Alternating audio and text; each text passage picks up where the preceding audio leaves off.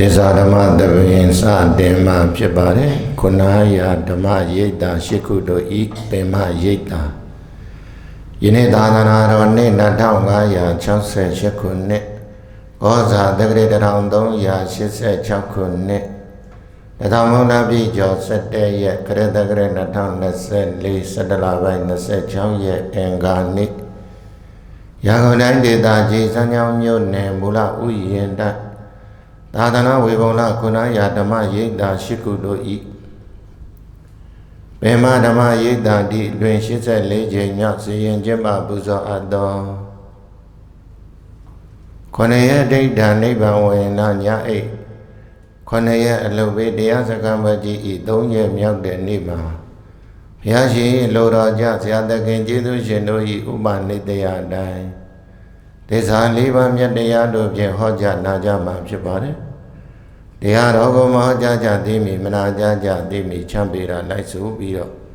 Dhamanana Belen Sadin Pule Jadu Alun Laisu Buddha Gomya Saimata Leza Jinyomi Buddha Gomya Saimata Leza Jinyomi Dhamma Gomya Saimata Leza Nayumi Dhamma Gomya Saimata Leza Nayumi Tanga Gomya Saimata Leza Gugwemi Tanga Gomya Saimata Leza Gugwemi Buddha Yengwen Kona Wen Abu Gimbazi Buddha Yengwen Kona Wen Abu Gimbazi Buddha Yengwen Kona Wen Abu Gimbazi Dhamma Yengwen Kona Wen Abu Gimbazi Dhamma Yengwen Kona Wen Abu Gimbazi Dhamma Yengwen Kona Wen Abu Gimbazi Tanga Yengwen Kona Wen Abu Gimbazi Tanga Yengwen Kona Wen Abu Gimbazi Tanga Yengwen Kona Wen Abu Gimbazi Viva Yengwen Kona Wen Abu Gimbazi Viva Yengwen Kona Wen Abu Gimbazi Viva Yengwen Kona Wen Abu Gimbazi Saya Yengwen Kona Wen Abu Gimbazi Saya Yengwen Kona Wen Abu Gimbazi Saya Yengwen Kona Wen Abu Gimbazi Dadawa Hudaywe Daya Dwe Chamye Daya Shibazi Dadawa Amya Nyadaya Nadya Nanyabazi Dadawa Amya Nyadaya Kona Nanyabazi Idena Disa Wazena Ido Nodan Potokyan Yue Homando Banamba Disa Zaga Mida Zaga Gubya Jaya Jinya Dedoma Gandaya Chicken Sajuan Winja Gondo Dindura Zimdida Bondo Di Dokida Gosena Pia Biava Mani ကျမ်းမာခြင်းချမ်းသာခြင်းနဲ့ပြည့်စုံကြကုန်သည်ဟောတုစင်စစ်မသွေဖြစ်ကြပါစေကုန်တည်း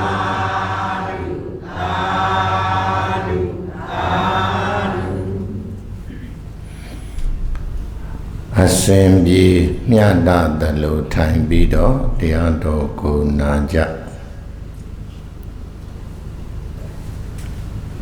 ဝိမာနဝုထုမာလာရှိတဲ့ကကတ္တကရတဒါယကဝိမာနဝုထုကိုအခြေခံရေးဟောကြားပေးမဲ့တရားကသူလည်းအစဉ်ပြေကိုလည်းအစဉ်ပြေတရားတော်တဲ့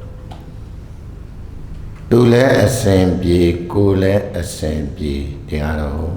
ဘာတရားလဲသူလည်းအစဉ်ပြေကိုလည်းအစဉ်ပြေတရားတော်ပါဗျာနှုတ်နှစ်ဘက်အစဉ်ပြေမကောင်းလားကောင်းပါရဲ့ဗျာကောင်းတဲ့အလုပ်တစ်ခုလုပ်ပြီဆိုလို့ရှိရင်လုပ်တဲ့လူလည်းပဲအစဉ်ပြေတယ်ဟိုတစ်ဘက်ကလူလည်းပဲအစဉ်ပြေသွားတယ်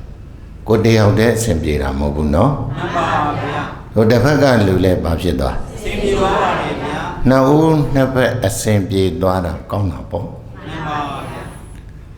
အလူရှင်လည်းပဲအစဉ်ပြေသွားတယ်တဲ့အလူခံပုဂ္ဂိုလ်လည်းပဲအစဉ်ပြေသွားတယ်ဒါနှစ်ဦးနှစ်ဘက်ဘာဖြစ်သွားလဲအစဉ်ပြေသွားပါတယ်ဗျာအဲ့ဒါအကောင်းဆုံးပဲပေါ့မှန်ပါဗျာအလူခံပုဂ္ဂိုလ်ဘက်ကအစဉ်ပြေပြီးတော့အလူပေးတဲ့ပုဂ္ဂိုလ်ဘက်ကအစဉ်မပြေဘူးဆိုရင်တစ်ဖက်တည်းကောင်းနေလို့မဟုတ်သေးဘူးနော်မှန်ပါဗျာအလူပေးတဲ့ပုဂ္ဂိုလ်ဘက်ကအစဉ်ပြေပြီးတော့အလူခံတဲ့ပုဂ္ဂိုလ်ကအစဉ်မပြေပြန်ရင်လည်းတစ်ဖက်တည်းဖြစ်နေပြန်တယ်နော်မှန်ပါဗျာအခုကျတော့အလူပေးရောအလူခံရောသူရောကိုရောနှစ်ဖက်စလုံးမဖြစ်လဲကောင်းပါဗျာအစဉ်ပြေတယ်တဲ့အဲ့ဒါကိုသူလည်းအစဉ်ပြေကိုလည်းအစဉ်ပြေဆိုတာအဲ့ဒါဘုံဘုံတို့ဒီနေ့ဟောကြားရအောင်လောကမှာအလုပ်တွေလုပ်တဲ့အခါမှာအတ္တမဆန်ရဘူးတဲ့လူတွေဟာအတ္တသမားတွေများတယ်နော်မှန်ပါဗျာမိသားစုတစ်ခုနဲ့ကြည့်မယ်ဆိုရင်ငါမိသားစုဆိုတဲ့အတ္တပေါ့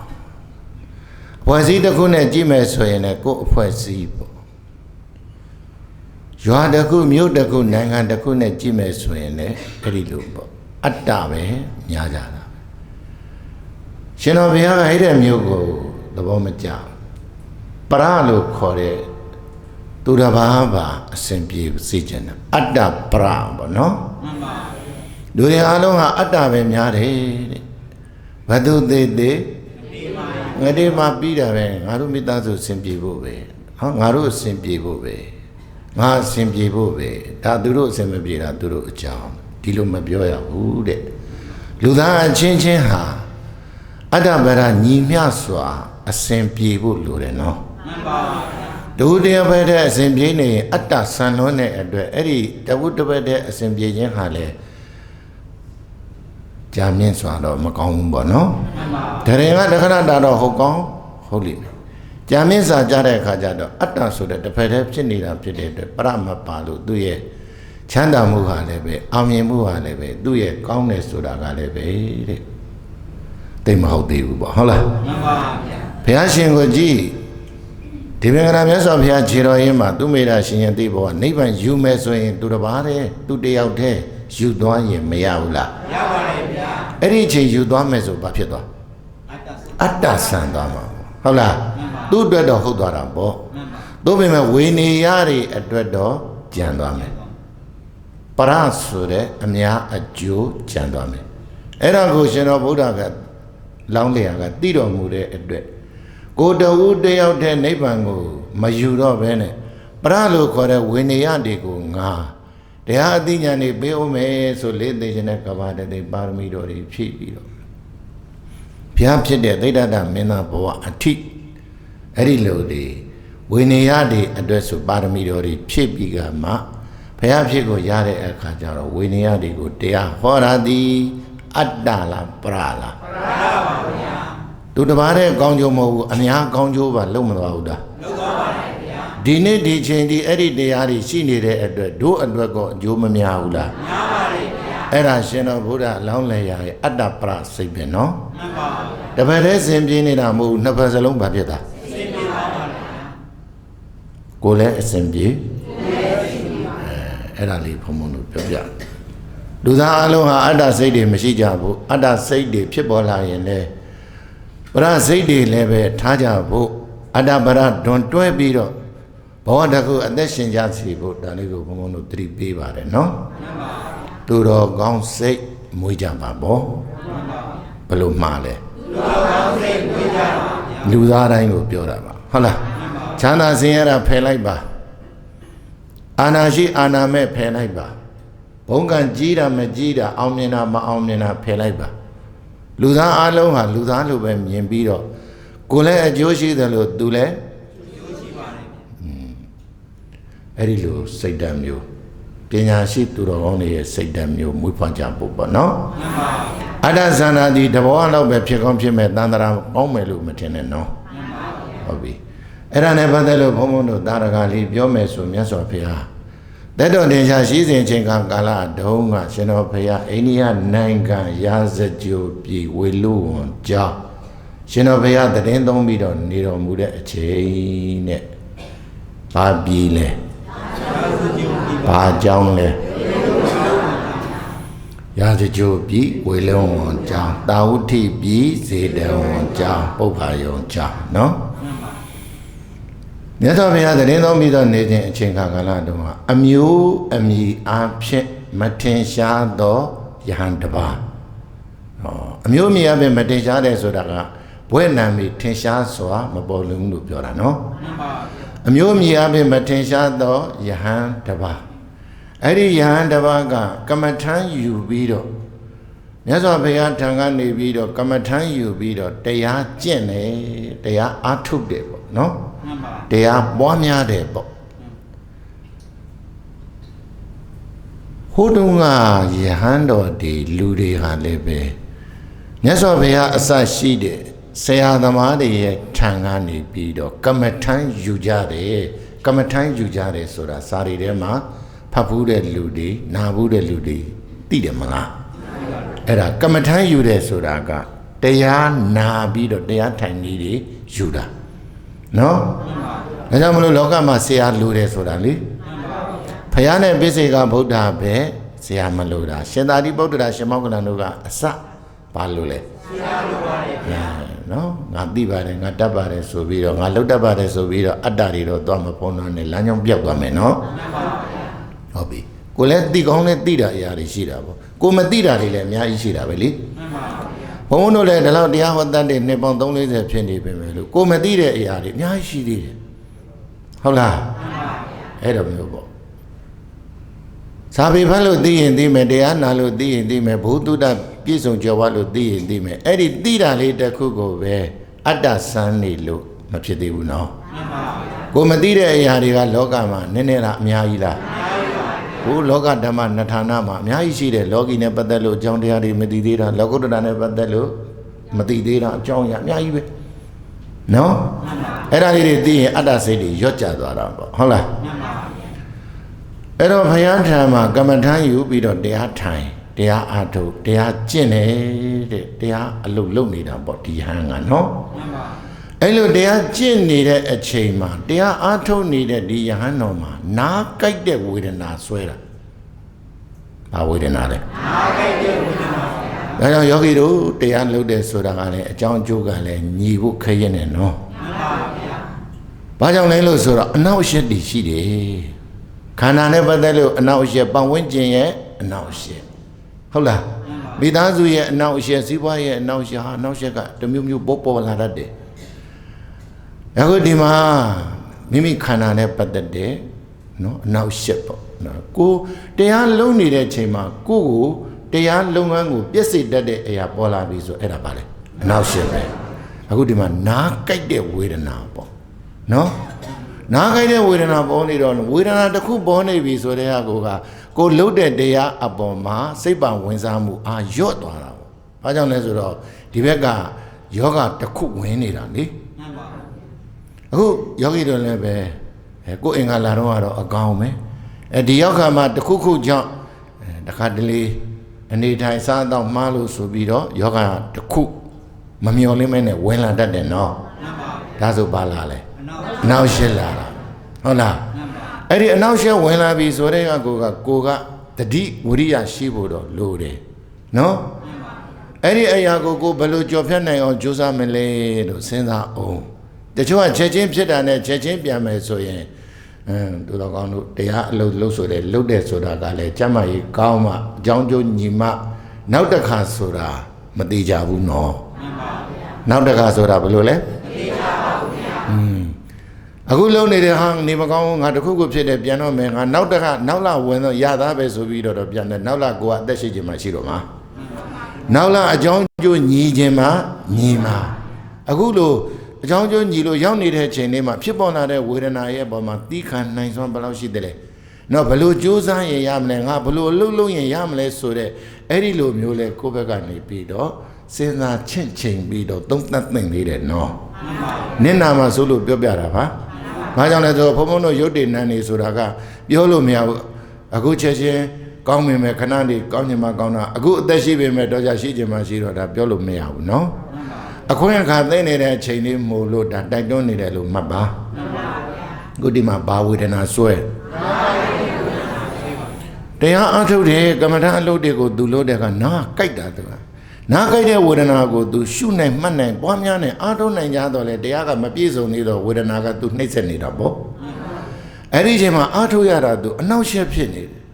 အနောက်ရှက်ဖြစ်ုံနေမှာကိုဝေဒနာကဆိုးလာတဲ့အခါကျတော့အဲ့ဒီမှာဆက်အားထုတ်ဖို့ကိုသူမစွမ်းတာဖြစ်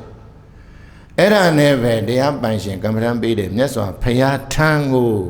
အဲ့ဒီနားကြိုက်နေတဲ့ကမ္မဋ္ဌာန်းရှုနေတဲ့ယဟန်ကဘုရားရှိသွားတာမြတ်စွာဘုရားရှိသွားပြီးတော့မြတ်စွာဘုရားကိုသူ့ရဲ့အကြောင်းမျိုးစုံကိုရှောက်ပြတာမြတ်စွာဘုရားပြီးတော့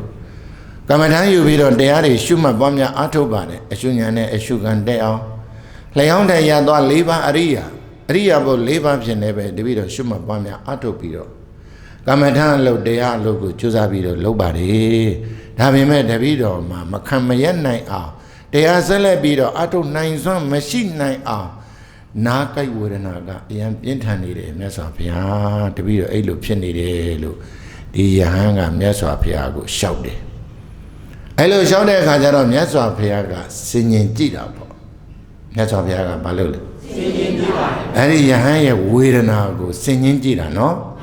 ဉာဏ်တော်နဲ့ကြည့်လိုက်တဲ့အခါကျတော့ဒီနားကြိုက်ဝေဒနာဟာနော်ပဇွန်လုံးပဇွန်လုံးဖြင့်ရောချက်ထားတဲ့စွမ်းအဲ့ဒီစွမ်းမျိုးကိုပဇွန်နဲ့ရောချက်ထားတဲ့စွမ်းပဇွန်ဟင်းစွမ်းအဲ့ဒီစွမ်းကိုဖုံးပေးရရင်ဒီယဟန်ရဲ့နားကြိုက်ဝေဒနာတက်တာလေးနဲ့ပျောက်ကင်းလိမ့်မယ်ဒါမြတ်စွာဘုရားဉာဏ်တော်ထဲမှာပေါ်တာနော်မှန်ပါဗျာဒါပေမဲ့မြတ်စွာဘုရားကမပြောဘူးအဲ့ဒါဟုတ်လားအဲ့တော့မြတ်စွာဘုရားဉာဏ်တော်ထဲမှာဒီနားကြိုက်ဝေဒနာဖြစ်နေတယ်လို့ဆိုတာကိုဆင်ញင်ကြည့်လိုက်တဲ့အခါကျတော့ပဇွန်လုံးနဲ့ရောချက်ထားတဲ့ဘောဇင်ကိုဖုံးပေးရလို့ဆိုရင်တော့သူတက်တာပျောက်ကင်းလိမ့်မယ်အဲ့ဒါကိုမြင်တော်မူတဲ့အတွက်မြတ်စွာဘုရားကချက်သားမင်းမကရလေပြင်းကိုသွားလေကွင်းထဲကိုသွားစွန့်ကန်ကြွားအဲ့ဒီကိုဘယ်ကိုသွားလဲပဇွန်လုံးကဘယ်ရှိတာလေကွင်းထဲရှိမှာပေါ့နော်ပဇွန်ဆိုတာလေကွင်းထဲမှာပဇွန်လုံးတွေဆိုတော့လေကွင်းထဲရှိတာသိကြတာကိုပြောတာနော်တချို့တနေရာတွေမှာလည်းမျိုးပေါ်တွေလည်းရှိကောင်းတို့ပင်မသိကြဘူးသိကြတာကဒီလိုပဇွန်လုံးတွေဆိုတာကလေကွင်းတွေထဲမှာရှိတာဒါကြောင့်จิตမင်းလေပြင်ကိုစွန့်ကန်ကြွားအဲ့ဒီကိုသွားဆိုတော့မြတ်စွာဘုရားကနော်ဒါဘလောက်ထိအသိဉာဏ်ပညာနဲ့ပြည့်စုံတဲ့ပုဂ္ဂိုလ်လဲဆိုတာဒါပေးတိုင်းဒီနေရာလေးမှာမှတ်သားဖို့လိုတာကဉာဏ်သွေးရှိတဲ့လူတွေနဲ့လုပ်ငန်းတစ်ခုလုပ်ရမယ်ဆိုရင်အဲ့ဒီအလုပ်ဟာလေရာနှုံးပြည့်နှီးပါအောင်မြင်မှုရှိဘာကြောင့်လဲတော့ဉာဏ်သွေးရှိတာ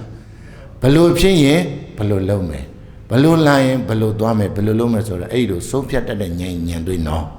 ဒီလိုမြတ်စွာဘုရားကဒီမှာကြည့်နော်တကယ်ကိုဉာဏ်သွေးကောင်းကောင်းနဲ့စဉ်းစားပြီးတာနော်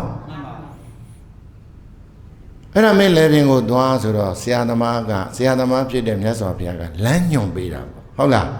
အဲ့ဒီလိုလမ်းညွှန်ပေးတာကိုဒီတပည့်ဖြစ်တဲ့ယဟန်ကစဉ်းစားတယ်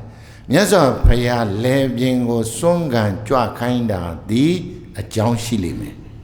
ဟုတ်လားဘာရှိလိမ့်မယ်အကြောင်းမရှိဘဲနဲ့တော့ငါ့ကိုလေပင်ကိုစွန့်ကန်ကြွခိုင်းမှာမဟုတ်ဘူးဒါစဉ်းစားတာ ဒါကြောင့်အောက်လက်ငယ်သားကလည်းအထက်ကလူကြီးတွေကနေပြီးတော့ညွှန်ကြားရင်အထက်ကလူကြီးဆိုတာသူကလူကြီးလုံနိုင်တဲ့အရေးအချင်းရှိလို့ဆရာလုံနိုင်တဲ့အရေးအချင်းရှိလို့သူကဆရာဖြစ်နေတာလေသူ့ရဲ့ညွှန်ကြားမှုကိုအောက်လက်ငယ်သားကလက်ခံပေးရတယ်အဲ့ဒါကိုကွန်ပလိန်းတွေပြန်တက်ပြီးတော့ပြန်လဲပြီးတော့တုံ့ပြန်နေတယ်ဆိုရင်ဟိုကပြောမှများတဲ့အခါသူ့ဘာညွှန်ကြားမှုတွေမလုပ်တော့ဘူးဆောင်ရွက်ပေးပြီးတယ်မလုပ်တော့ဘူးဆိုပြီးမနစ်နာဘူးလားနစ်နာပါဘူးတချို့ကနည်းနည်းပြောရင်အများကြီးပြန်တင်ပြတယ်သွားလို့မဖြစ်ဘူးလို့လို့မဖြစ်ဘူးဘယ်လိုဖြစ်တယ်တော့အဲ့ဒါတွေကိုအများကြီးလုပ်ပြတာလုပ်ပြတဲ့အခါကျတော့ဟိုကမညွှန်ကြားတော့ဘူးမညွှန်ကြားတဲ့အခါကျတော့အဲ့ဒီလိုမျိုးတွေစင်ကြေတွေအများကြီးပေးတာပေါ့ဘာတွေအများကြီးပေးဒါကြောင့်ဘုံဘုံတို့တော့တပည့်တွေပြောရတယ်စင်ကြေသိမ့်မပေးနဲ့လို့ခိုင်းလို့စင်အဲ့အလုပ်ကိုတင့်တော်လို့ခိုင်းရင်လှုပ်လိုက်စင်ကြေပေးတဲ့ပါဇက်ဟာငတ်တတ်တယ်လို့စင်ကြေပေးတဲ့ပါဇက်ဟာပါလေငတ်တတ်တယ်နော်သားသမီးလည်းဒီလိုပဲမိဘနဲ့သားသမီးဆရာနဲ့တပည့်အထက်လူကြီးနဲ့အောက်ကပုဂ္ဂိုလ်တွေအဲ့ဒါပေါ့ညွှန်ကြားတဲ့အရာရဲ့အပေါ်မှာဖြစ်တဲ့ဖြစ်ထိုက်တဲ့အရာကိုလူကြီးဆိုတာဥဆောင်တဲ့လူဆိုတာစဉ်းစားချင့်ကျင်ပြီးတော့ညွှန်ကြားတာအခုကြည့်သားမြတ်စွာဘုရားကနော်ဆုံးခံကြွခိုင်းတာဘယ်ကိုကြွခိုင်းတာလဲပင်ကိုကြွခိုင်းတာလဲပင်ကိုကြွခိုင်းတာဒီပဇွန်စားမှယောဂံပြောင်းမယ်လို့သူ့ကိုမြတ်စွာဘုရားကပြောသလားမပြောဘူးနော်သူနားကြိုက်တဲ့ဝေဒနာကိုပဲသူကလျှောက်တာအဲ့လိုလျှောက်တဲ့အချိန်မှာမြတ်စွာဘုရားကဒီပဇွန်ဖြင့်ရောပြချက်ထားတဲ့ဘောဇင်ကိုစွန့်ကိုဖုံးပြီးရင်ပြောင်းလိမ့်မယ်လို့တိလို့မပြောဘဲနဲ့ခြေသားမင်းလဲပင်ကိုမာကရလဲပင်ကိုဆုံးခံကြွားတဲ့အဲ့ဒီဆုံးခံသွားတဲ့အဲ့ဒီကိုအဲ့ဒီမှာယဟန်ကစဉ်းစားတာမြတ်စွာဘုရားအကြောင်းရှိလို့ငါ့ကိုကြွခိုင်းတာအဲ့တော့မြတ်စွာဘုရားစကားနားထောင်ပြီးတော့ငါလဲပင်ကိုဆုံးခံကြွမယ်ဆိုပြီးတော့တပိတ်သင်္ကန်းယုံလဲပင်နဲ့ကိုဆုံးခံကြွတယ်လဲပင်နဲ့ကိုလဲကွင်းနဲ့ကိုဆုံးခံကြွတဲ့အခါကျတော့လဲခွင်းထဲမှာဟိုမှာလဲတဲတစ်ခုကိုတွေ့တဲ့အခါကျတော့အဲ့ဒီလဲတဲရဲ့တကားဝမှာအဲ့ဒီမထေကစွမ်းအလို့ငါစွမ်းရတော်မူတယ်တဲ့နော်အဲ့ဒီထဲမှာလည်းပဲလဲတဲထဲမှာလည်းဘယ်သူရှိလဲဆိုတော့လဲတဲဆောင်ယောက်ျားမျိုးသားအဲ့ဒီအမျိုးသားကလည်းပဲသူကနော်ပဇွန်ရတဲ့အခါအဲ့ဒီပဇွန်နဲ့စွန်းနဲ့ထမင်းနဲ့ရော့ချက်ပြီးတော့သူကချက်ပြုတ်ပြီးတော့အကုန်ပြီးပြီပေါ့ပြီးပြီတဲ့ဆိုတော့သူကမစားသေးဘူးချက်လို့မောတာနဲ့ခဏငါနားလိုက်အောင်မယ်ပြီးကမှစားမယ်ပေါ့အခုတော့ခဏနားလိုက်အောင်မယ်ပေါ့အားလုံးတော့ချက်ပြုတ်တော့ပြီးသွားပြီဒကမကြီးတွေလို့ပေါ့ချက်ပြုတ်ပြီးရင်ဘာဖြစ်နေရောမောနေမစားနိုင်သေးဘူးပြီးမှပဲဘာဖြစ်လဲစားမယ်ပေါ့ဟုတ်လားအခုလဲဒီလဲတဲဆောင်အမျိုးသားကလည်းပဲပဇွန်နဲ့ရောပြီးတော့ဒီချက်ထားတဲ့ထမင်းစွန်းကိုချက်တော့ပြီးသွားပြီမောလို့သူကခဏထိုင်းနေတာနားနေတာအဲ့ဒီအချိန်မှာမထေကဆုံးခံကြွတယ်မထေကလက်တဲဝမှာမလုပ်လဲဆုံးခံကြွတဲ့အခါကျတော့မထေကိုအဲ့ဒီလက်တဲဆောင်ယောက်ျားကမြင်လိုက်တဲ့အချိန်မှာစိတ်ထဲမှာကြည်နူးစွာဖြစ်ပြီးတော့ဟာအလူခံတော့ကြွပြီငါလေခွင်းနဲ့ထူးထူးဆန်းဆန်းပဲဒါခါလဲစဉ်းစားမနေဘူးတပိတ်ကိုယူတပိတ်တော့လက်တဲကိုကြွဖေဟာပင်းလည်းပြီးတော့သူချက်ထားတဲ့အဲ့ဒီပဇွန်ပြည့်ချက်ထားတဲ့စွန်းနေဟင်းတွေကိုအဲ့ဒီအရာကိုမထေကိုတပိတ်ထဲကိုထဲဝင်ပြီးတော့လှူဒန်းလိုက်တယ်ဘာလို့လဲလှူဒန်းလိုက်တယ်လှူဒန်းတဲ့အခါကျတော့မထေကလည်းအဲ့ဒီလှူဒန်းမှုကိုအဲ့ဒီလက်တဲထဲမှာပဲဖုံးပေးတယ်လက်တဲထဲမှာပဲဘာဖြစ်လဲဖုံးပေးတဲ့အခါအငယ်မြတ်နော်အများကြီးမဟုတ်သေးဘူးနော်စားထဲမှာကိုအဲ့ဒီလိုပါတယ်အငယ်မြတ်နည်းနည်းပဲပေါ့နည်းနည်းပဲဖုံးပေးရုံရှိသေးတယ်ဟိုနားကြိုက်တဲ့ဝေဒနာကလေနားတဲ့ကိုအေးမြတဲ့ရေအိုးပေါင်း1000လောင်းချလိုက်တယ်လို့ပဲတဲ့အေးမြပြီးတော့အဲ့ဒီယောဂကယူပြစ်တယ်လို့ကိုပျောက်သွားတာဖျားပေးတယ်ဟုတ်လားဒါကြောင့်မလို့ညွန်ကြားတဲ့အရာဒီအကျိုးမရှိရင်မညွန်ကြားဘူးအကျိုးမရှိရင်မလှုပ်ဘူးအကျိုးရှိလို့လွတ်တာအကျိုးရှိလို့ညွန်ကြားလိုက်နာလို့အကျိုးရှိသွားတာဟုတ်လားအများကြီးတော့မဟုတ်ဘူးအနဲ့ငယ်အဲ့ဒီပဇွန်နဲ့လှုပ်ထားတဲ့စွန်းကိုဖုံးပေးလိုက်တာနဲ့သူနာခိုက်ဝေဒနာကပျောက်ကိုသွားတာပဲအဲ့မှာလေသူကယောဂပျောက်သွားတယ်ဆိုတော့မတိကစိတ်ချမ်းသာသွားတာပေါ့တို့လူတွေလည်းကိုယ်မှာယောဂတစ်ခုဖြစ်နေတယ်ဟဲ့ယောဂကပျောက်ပြီးတယ်ဆိုရင်စိတ်ပါဖြစ်သွားဟိုးဘယ်လိုချမ်းသာနေမျိုးကိုချမ်းသာမှမသိဘူးယောဂတစ်ခုမရှိတော့ဘူးဆိုရင်လေအဲ့တော့ စိတ်ချမ်းသာသွားစိတ်ချမ်းသာသွားတဲ့မှာမထေရဆိုအနှဲငယ်စားယုံရှိသေးတဲ့ယောဂကပျောက်သွားပြီဆိုစိတ်ချမ်းသာသွားတဲ့အခါမှာဟောစိတ်ချမ်းသာသွားတဲ့အဲ့ဒီမထေရရဲ့စိတ်ဒီတရားဘက်ကိုအာရုံပြန်ရောက်သွားတယ်အဲ့ဒီနေရာလေးလည်းမှတ်ထားဖို့လိုတယ်နော်စိတ်အနှောက်အယှက်ဖြစ်နေရင်စိတ်ကတရားဘက်ကိုမရောက်ဘူးတမာရီမတည်ရင်ဉာဏ်မပေါ်သလိုပဲပေါ့အဲ့ဒီမှာသူကယောဂဝေဒနာတက်တာသွားတဲ့အခါချမ်းသာသွားတဲ့အတွက်စိတ်ဒီဘယ်ဘက်ပြန်ရောက်တို့ပေမဲ့သူဘာစားနေတာစွန်းစားနေတာစွန်းဖုံးပေးနေတာနော်တရားဘက်ကိုစိတ်ပြန်ရောက်သွားတဲ့အချိန်မှာ तू အားထုတ်တဲ့တရား तू နှလုံးသွင်းတဲ့တရားကိုစင်ကျင်ပြီးတော့အဲ့ဒီစွန်းကိုဖုံးပေးတာဟုတ်လားတို့ပြောနေကြအတိုင်းဆိုစားကျင်နာကနာစားတဲ့ဟာကယုတ်ငါမဟုတ်သူမဟုတ်စားရနာနဲ့ယုတ်နာယုတ်နှစ်သိန်းအမြင်ရှင်စားရင်အလုံးလုံးစားရင်နဲ့တတိကိုလှုပ်လှုပ်ခိုင်းတာဒါငါစားတာမဟုတ်ဘူးနာငါခိုင်းလို့ယုတ်ကစားတာခိုင်းပါယူပါထဲပါဝါပါဘသူကခိုင်းဘသူကလှုပ်နေစားတဲ့ထဲမှာငါပါလားမပါဘူးသူပါလားဘာဒိဋ္ဌိဆင်လဲဒိဋ္ဌိဆင်ပြီးစားနေတာပေါ့အဲ့ဒီလှုပ်ရှားတဲ့အမူအရာလေးတွေကိုကြည့်ပြီးတော့လှုပ်ရှားတိုင်းမှာပြောင်းလဲတဲ့ဇွန်းဒီတလုတ်ပြီးတလုတ်အမူအရာဒီယူတယ်ချတယ်အမူအရာတစ်ခုပြီးတစ်ခုပြက်သွားတာကိုအဲ့ဒါဝိပဿနာဉာဏ်နဲ့ဖြစ်ရှုတာဝိပဿနာဉာဏ်နဲ့ဘာလဲဒါကြောင့်တို့ယောဂီတွေလည်းပဲစားတဲ့အခါမှာကိုဉာဏ်မိသလောက်ကလေးပေါ့ဟုတ်လားကိုင်းတယ်နော်စားတယ်ယူတယ်အဲ့ဒီလိုလေးကိုကဉာဏ်မိသလောက်လေးရှုပြီးတော့မှတ်ပြီးတော့စားမယ်ဆိုရင်စားစေခဏမှာဖြစ်ပြတဲ့မက်ကိုင်းသွားရင်တရားမရနိုင်ဘူးလားရနိုင်ပါဘူးစားတတ်တော့စေးပေါ့စားတတ်တော့စေးပါစေးလူရှင်လည်းအကျိုးရှိကိုလည်းအကျိုးများတာပေါ့အဲ့ဒါဖုံးပြီးတော့အဲ့ဒီလိုလေးဆင်ញင်ပြီးတော့စားတဲ့အခါမှာအမူအရာတိုင်းကိုဖြစ်ပြရှုတယ်စားစေခဏဝါစေခဏမှာဖြစ်ပြရှုတယ်အစာအာဟာရပေါ်မှာကောင်းတယ်ဆိုတဲ့ဒုက္ခဝေဒနာမပေါ်အောင်မကောင်းဘူးဆိုတဲ့ဒုက္ခဒေါသတွေမဖြစ်အောင်ခံစားတဲ့ဝေဒနာရဲ့နောက်ကတဏှာမလိုက်ဖဲနဲ့ဝေဒနာရဲ့နောက်ကဉာဏ်ပညာလိုက်တာအာဟာရရဲ့ပေါ်မှာစားစေခဏဝါစေခဏမှာဉာဏ်လိုက်တဲ့အခါကျတော့အဲ့ဒီအမူအရာတွေကဖြစ်ပျက်ကဘာသစ္စာသိတဲ့ဉာဏ်ကစွန့်စားရင်တရားအလုံးမလုပ်ဘူးလားအာတော့ကင်းစင်ပြီးတော့ယဟန္တာဖြစ်သွားတာဘလို့ကျိုးရှိသွားလဲဟုတ်လားလေတဲထဲမှာနော်ယဟန္တာဖြစ်သွားတယ်ဘာဖြစ်သွား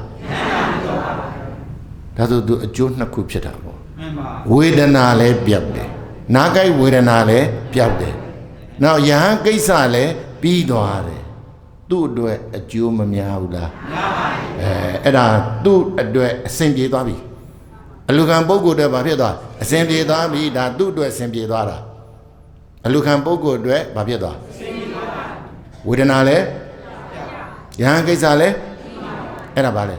သူ့အတွက်အဆင်ပြေသွားသူ့အတွက်ဆိုအလူခံဟုတ်လားအဆင်ပြေသွားပြီအဆင်ပြေသွားတဲ့အခါကျတော့ယဟန္တာလည်းဖြစ်လေသွားတော့အဲ့ဒီကစွန်းကိုဖုံးပေးပြီးသွားတော့ဒါယက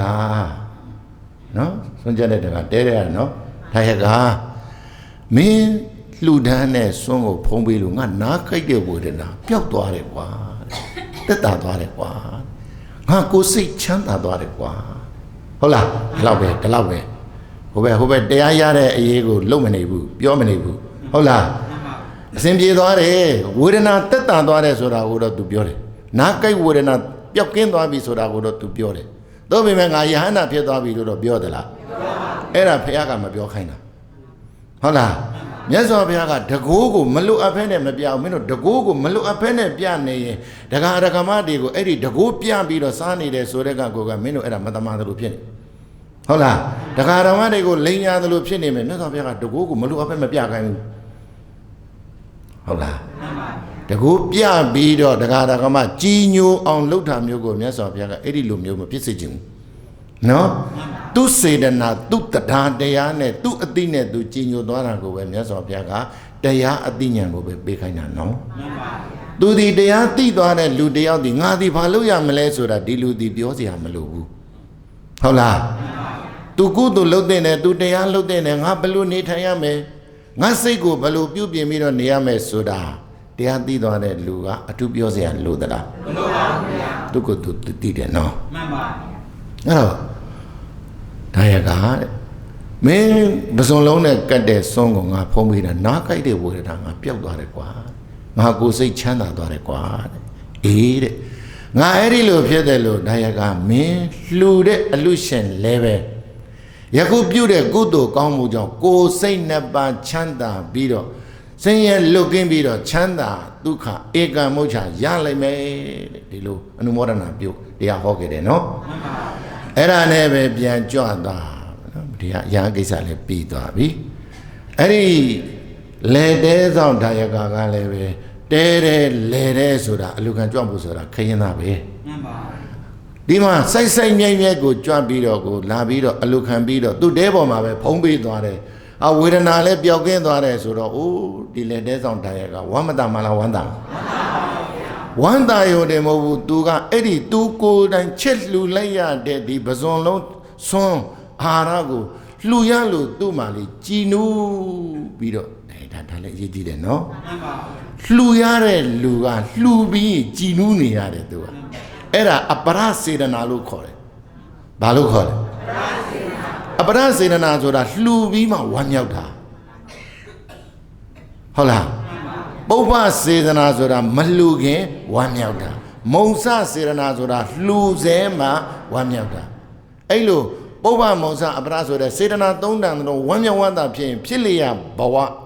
အရွယ်၃ပါးလုံးကိုချမ်းသာတယ်သူကဘယ်လိုလဲမလှူခင်တော့ဝမ်းသာတယ်လှူလဲဝမ်းသာတယ်လှူလဲပြီးရောစိတ်ထဲတစ်မျိုးဖြစ်နေရောတစ်မျိုးသူလိုလူဟုတ်လားလှူရလှူပြီးသွားတာပဲနောင်တရနေသလိုလိုဟုတ်လားသူများမြောက်ပေးလို့သာငါလှူလိုက်ရတယ်ငါဘယ်လိုဖြစ်မှမသိဘူးဆိုတော့အိမ်လဲရောက်တော့တစ်မျိုးစိတ်တွေဝင်နေသွားပြီအပရစေတနာပြည့်ရောကိုကျိုးနဲ့ရောတာမှအဲ့ဒါဖြစ်လျက်ဘဝတတ္တိယအရွယ်ကြမှာဒုက္ခများနေရောမရှာနိုင်မဖွေနိုင်တဲ့တတ္တိယအရွယ်လေးရောက်ကိုဆင်းရဲနေရောအဲ့ဒါကြောက်စရာကောင်းဆုံးပဲပထမအရွယ်ရှာနေဖွေနိုင်တော်သေးတယ်ဒုတိယအရွယ်လည်းနည်းနည်းတော့တတိယအရွယ်ကြဆိုရင်အသက်လည်းကြီးပြီမရှာမဖွေနိုင်ဖြစ်နေပြီအဲ့ဒီခါကျမှဆင်းရဲနေကိုကျိုးနေမှာပေါ့ဒါကြောင့်မလို့ရေးကြည့်ပါအခုဒီမှာသူလှူလိုက်ရတဲ့အရာလေးကိုအဖန်ကျိန်ဖန်များစွာတွေးပြီးတော့သူကဝမ်းတာနေတာဝမ်းမြောက်နေဟုတ်လား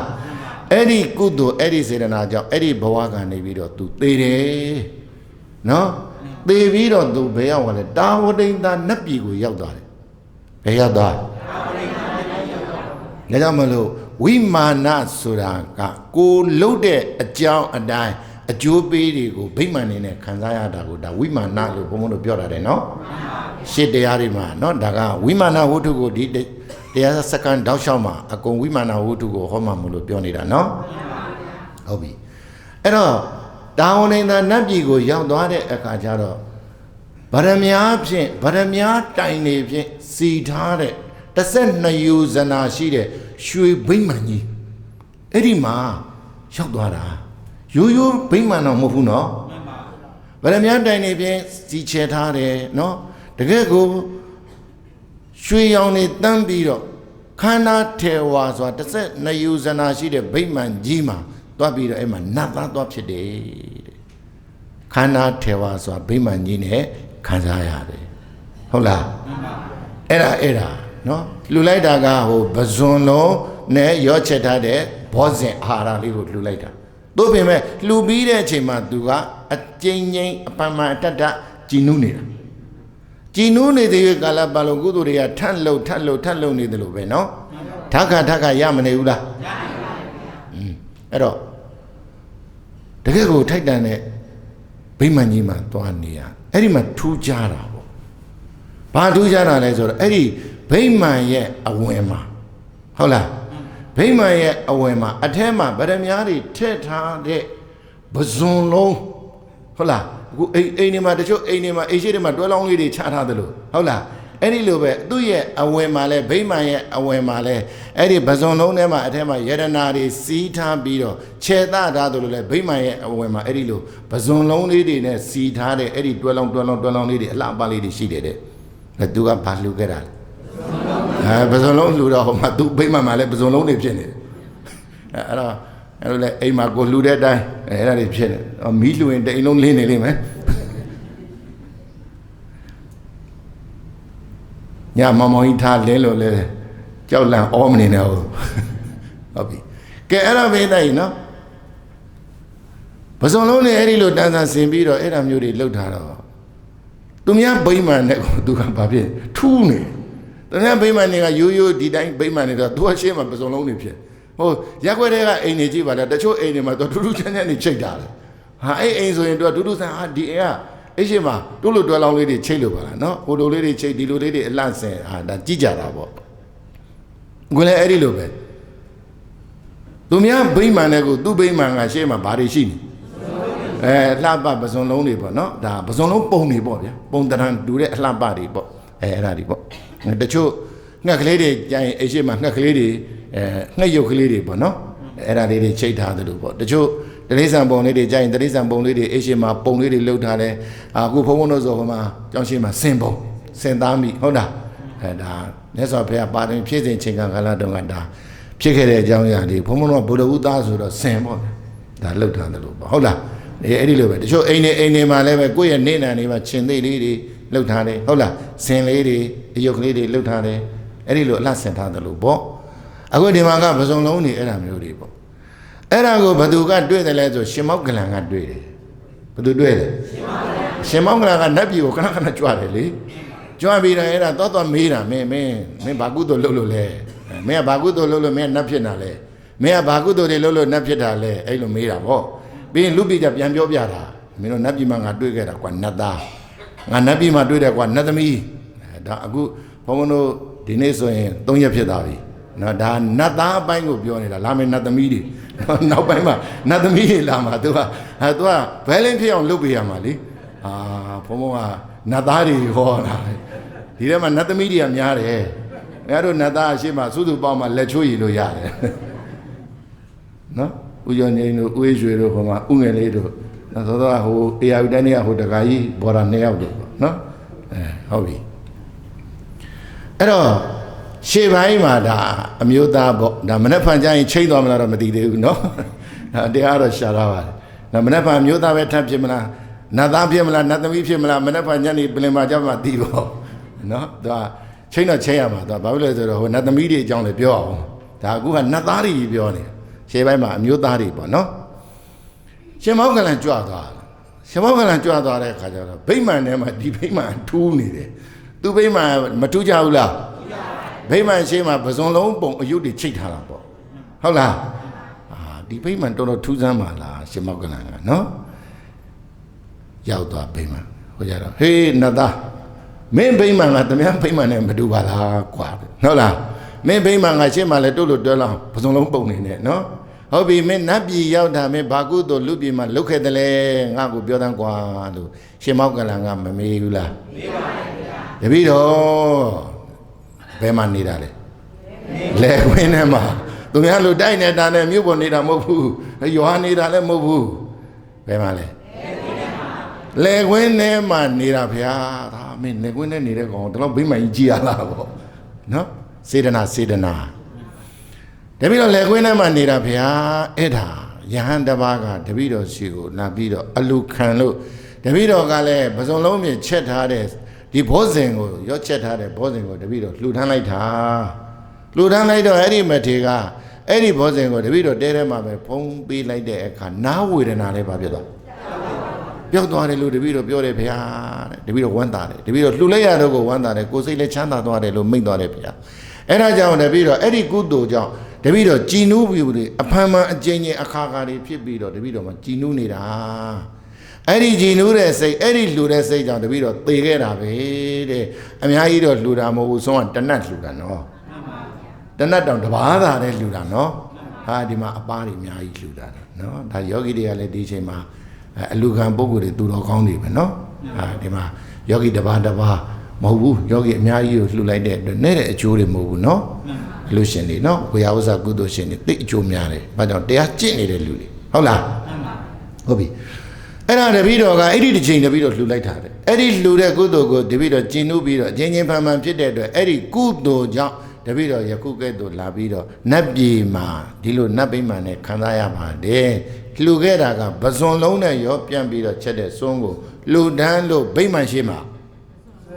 ပဇွန်လုံးပုံနေဘာတွေလဲရက်ွက်တဲ့သွားကြည့်ပေါ့အာဒီအိမ်ကဒါတွေတွေ့ရင်ဒါတွေလှူဖို့တယ်ထင်တယ်ပေါ့ဟုတ်လားကိုအကျိုးပေးနေငါခဏဒါစားနေရရင်ငါဒါလှူဖို့တယ်ဖြစ်ရမယ်ဒါပေါ့နော်ဟင်းကောင်းခဏစားနေရခဏစားနေရဟင်းကောင်းဘာလုပ်ဖို့လို့အဝတ်ကောင်းခဏဝတ်နေရရင်သင်္ကန်းသင်္ကန်းလှူဖို့တော့ကျမ်းမာရေးကောင်းနေရင်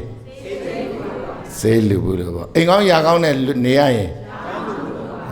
အိမ်စုပ်အိမ်ပြန်နဲ့စေရင်တော့ကျောင်းကိုမလှူဘူးတဲ့လူပဲဟုတ်လားကျောင်းကုသိုလ်တွေလုပ်တာနော်ကျောင်းဆိုတာနဲ့ဒီလိုပဲလူကကဲဟုတ်ပြီအဲ့ဒါကြောင့်တပည့်တော်ဒီလိုခံစားနေရတာပါတဲ့ဟုတ်လား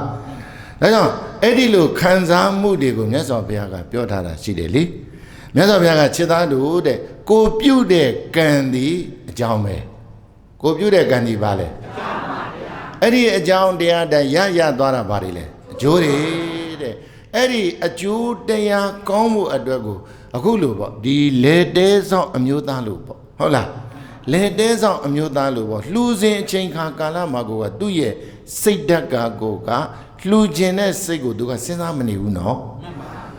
အလူကမထေတဲဝမှာမြင်လိုက်တယ်မြင်တာနဲ့မထေကိုတဲကိုတခါတည်းပင့်တယ်ပင့်ပြီးတော့ကိုတခါတည်းကိုလှူတာ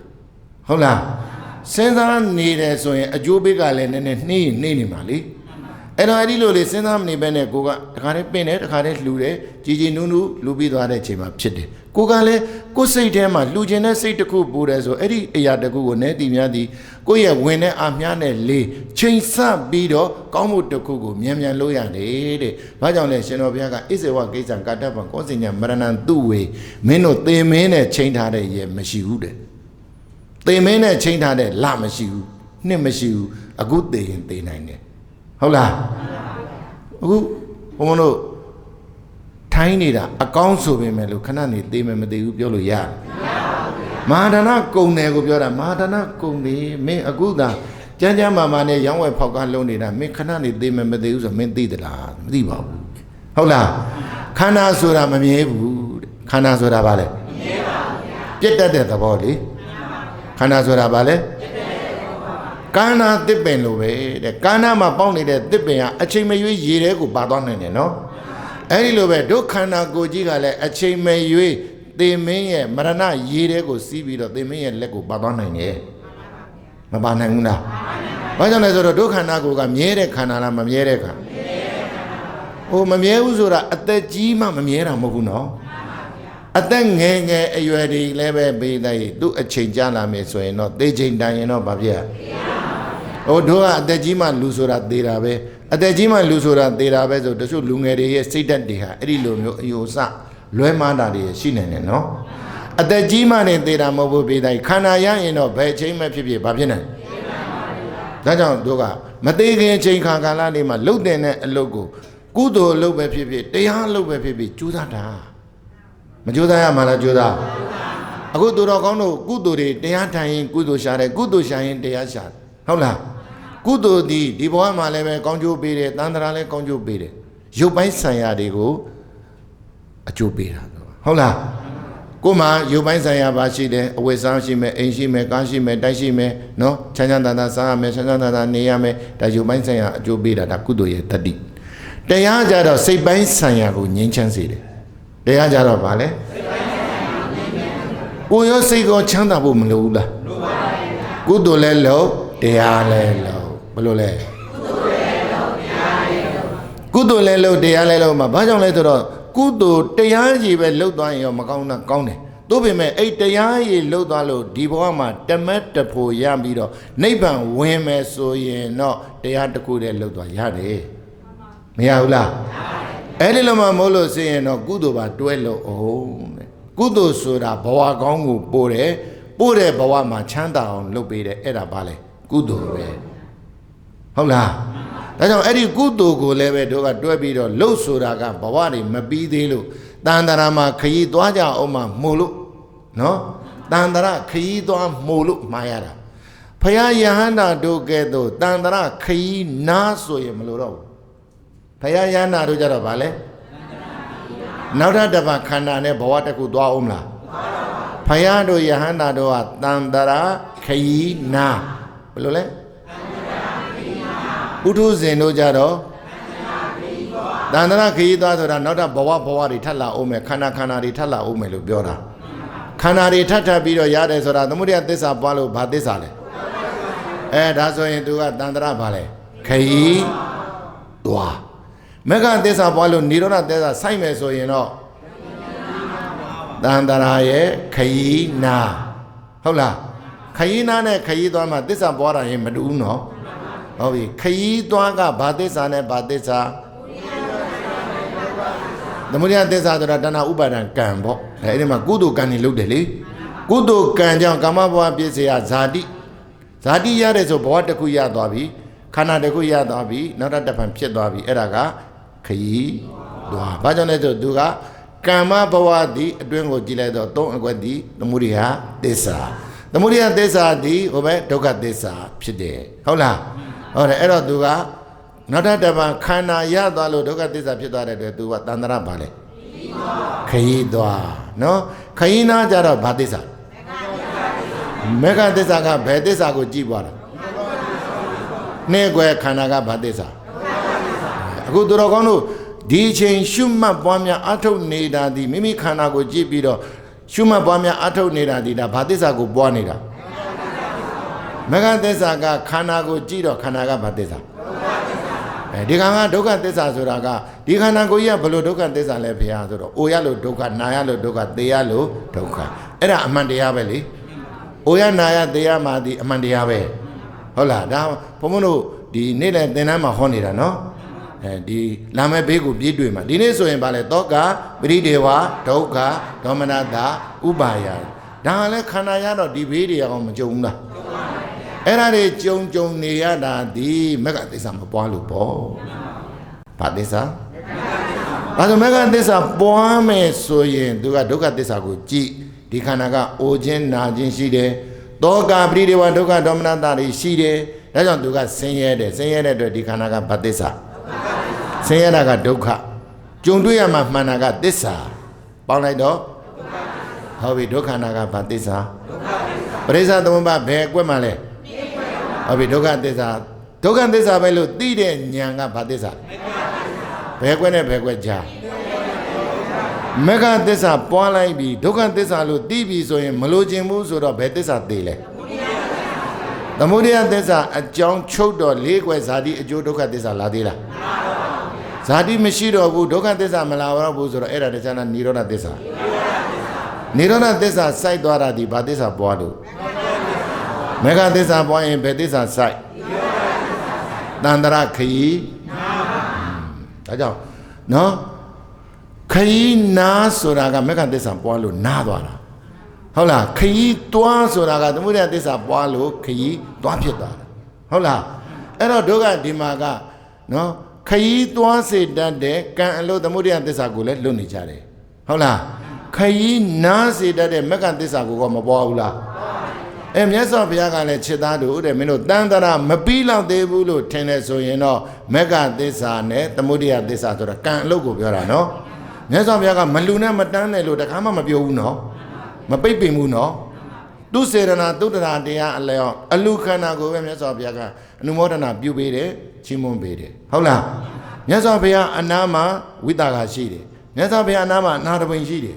ဒီတခါနဲ့ဒီတခါမှဒီသာသနာပြုမိလို့မြတ်စွာဘုရားသာသနာကြီးကအိန္ဒိယမှာနေအောင်လိုက်အောင်ပါမှာထုံးလင်းတောက်သွားတာလားဒီ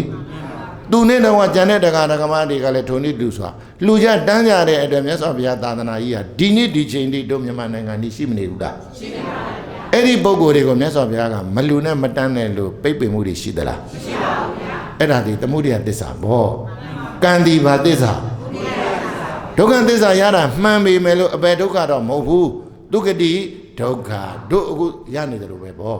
ဒီခန္ဓာမှာအိုနာသေးတော့ဒုက္ခသစ္စာတော့ရှိတယ်သို့ပေမဲ့လို့ဒုက္ခဒုက္ခတိဘဝမှာနေတာလားဒုက္ခတိဘဝမှာလားမကောင်းတဲ့ဘဝလားကောင်းတဲ့ဘဝဒါတို့လည်းအတိတ်ကာလတုန်းကဘာသစ္စာပွားခဲ့လဲဟုတ်တာပေါ့အခုဘာသစ္စာနဲ့နေတယ်သမုဒယသစ္စာဒီဘာသစ္စာကိုကျေစုပြုဒီဘဝမှာ၃ခွဲသမုဒယသစ္စာပွားရင်၄ခွဲဘာလဲ အဲ့ဒါပဲသမုဒိယသစ္စာကြီးကျေစုပြုတာဒီနိရောဓသစ္စာဘာလို့ကျေစုမပြုဘူးသူကျေစုပြုရင်သူ့ရဲ့အကြောင်းနဲ့သူ့အကျိုးကသမုဒိယနဲ့ဒုက္ခမေဃသစ္စာကကျေစုပြုရင်သာအဲ့တော့အဲ့ဒီနှစ်ခုကိုတော့မြတ်စွာဘုရားကတိုက်တွန်းတယ်ကုသိုလ်အလုပ်လဲလုပ်တရားအလုပ်လဲလုပ်ဟုတ်လားအဲ့တော့ယခုဒီမှာကြိုးစားပြီးတော့ကုသိုလ်လုပ်ကြတဲ့ပုဂ္ဂိုလ်တွေတရားလုပ်ကြတဲ့ပုဂ္ဂိုလ်တွေဒီနှစ်ခုရှိထားတဲ့ဆိုရင်ကိုယ့်ဘဝမှာစိုးရင်ကြမလို့အကယ်၍တရားရသွားလို့နိဗ္ဗာန်ဝင်သွားတဲ့ဆိုရင်လည်းပြီးရောပဲမဝင်သေးလို့တန်ត្រာသွားမယ်ဆိုရင်လည်းဒီမှာကုသိုလ်တွေရှိနေတယ်ဘာတွေရှိနေကုသိုလ်တွေရှိနေတန်ត្រာအတွက်စိုးရင်ကြလိုသေးလားမလိုပါဘူးအနာဂတ်အတွက်ကြောင်းကြစရာတောင်းတစရာတွေလိုသေးလားမလိုပါဘူးအကြောင်းကောင်းရင်အဲ့ဒါတရားဟောလားဘုရားဟောလားအဲ့ဒါပရိစ္ဆသမုပ္ပါပေါ့ဟုတ်လားအခုဒီမှာကြည့်လူတော်ကောင်းတို့လေခွင်းထဲမှာလှူလိုက်တယ်နော်ဒီဘောဇင်အာဟာရလေးဟာဒီကဏ္ဍနဲ့ဒီပဇွန်လုံးနဲ့ရောပြီးတော့ချက်ထားတဲ့အရာလေးတခုကိုလှူလိုက်တဲ့အတွက်နတ်ပြည်နာလောကကိုရောက်သွားတဲ့အခါအလူရှင်အတွက်ကောအစင်မပြေဘူးလားဖြစ်ပါရဲ့ဗျာကောင်းကျိုးတွေမဖြစ်ဘူးလားဖြစ်ပါရဲ့ဗျာမကောင်းတာလားကောင်းတာလားကောင်းပါအစင်မပြေတာလားပြေတာလားပြေပါရဲ့အလူရှင်ဖြစ်တဲ့သူ့ဘက်ကကိုယ့်ဘက်ကလည်းအစင်ပြေတယ်ဟိုယဟန္တာအလူခံဖြစ်တဲ့ပုဂ္ဂိုလ်ကလည်းယောဂလည်းပျောက်သွားတယ်ဟုတ်လားယဟန္တာလည်းဖြစ်သွားတယ်သူ့ဘက်ကိုကြည့်ပြန်တော့လေသူလည်းအစင်ပြေတယ်အလူပေးတဲ့ပုဂ္ဂိုလ်လည်းအလူခံတဲ့ပုဂ္ဂိုလ်လည်းကိုလည်းအစင်ပြေအဲ့ဒါပဲသဘောပေါက်လားအလူခံလည်းအစင်ပြေတယ်အလူပေးတဲ့ပုဂ္ဂိုလ်တွေလည်းအစင်ပြေတယ်တို့ခုနကရိတ်တာကြီးမှလည်းစွန်းနေအလူတဲ့ပုဂ္ဂိုလ်တွေရောအကျိုးမများဘူးလားသူတို့တွေလည်းဘာဖြစ်လဲအစင်ပြေတယ်အလူခံပြီးတော့တရားကျင့်တဲ့ပုဂ္ဂိုလ်တွေရောအစင်မပြေဘူးလားဝေယဝိဇ္ဇာတွေရောအစင်မပြေဘူးလားသူတို့လည်းသူလည်းโอเคဒါပဲပေါ့ဟုတ်လားကဲအလုံးတရားချစ်ခင်သူတော်စင်အလုံးကုသိုလ်ရဲ့အစွမ်းတရားရဲ့အစွမ်းဤကဲ့သို့သိခဲ့ပြီဖြစ်တဲ့အတွက်ကြိုးစားကြပါလို့တိုက်တွန်းရင်းဖြင့်သာဓု၃ငြိမ်ခေါ်တော့ကြအောင်စို့